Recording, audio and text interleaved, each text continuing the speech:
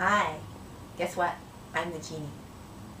Over the next couple of weeks, I'm going to be chatting with you a little bit about the 3 big no-nos that we busy and inspired women make that consistently drain our zest for life.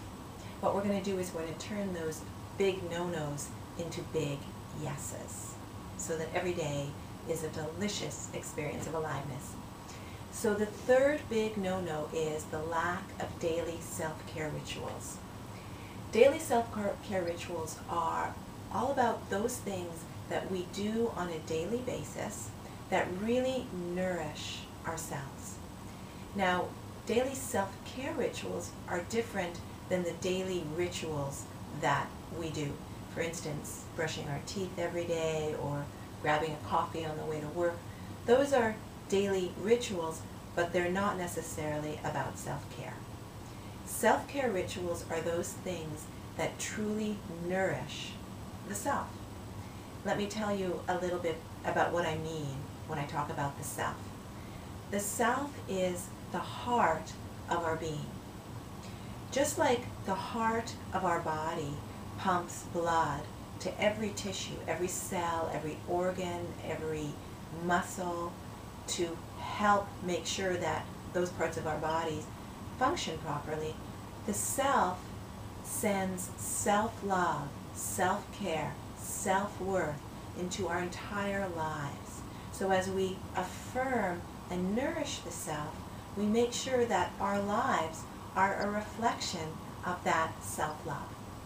So for instance, a self-care ritual for me would be something like going for a brisk walk first thing in the morning, or putting on music any time of the day and just dancing my heart open. What's important is that we identify what is it that is self-nourishing for you. And let me be clear about this. A self-care ritual is something that feels really, really good while you're doing it. But not only while you're doing it, after you do it as well. So for instance, for some of us, eating a tub of ice cream might feel really, really good while we're doing it. But afterwards, not so good. In fact, that's when we might even lay a self-guilt trip on ourselves. So what you want to do is you want to identify those things that feel really good while you're doing it and after as well, so that you can sustain that deliciousness. So the first thing I'm going to invite you to do is to start writing up a list of those things that feel really good to you. And be wild, be crazy, give yourself full freedom to include on that list whatever it is that feels good for you. And then each and every day, what you're going to do is you're going to go to that list and you're going to go down that list of things that you've identified that feel good, that feel nourishing for you, and you're going to choose one of those things. And every day it might be different, because let's face it, who we are every day is different. Some days I wake up and I feel like I'm ready to take on the world.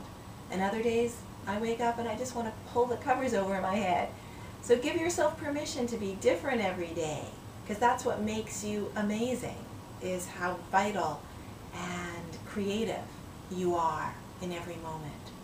The first thing though, remember, make your list and then use that list. Keep it handy. See you next time. Have a deliciously wonderful day.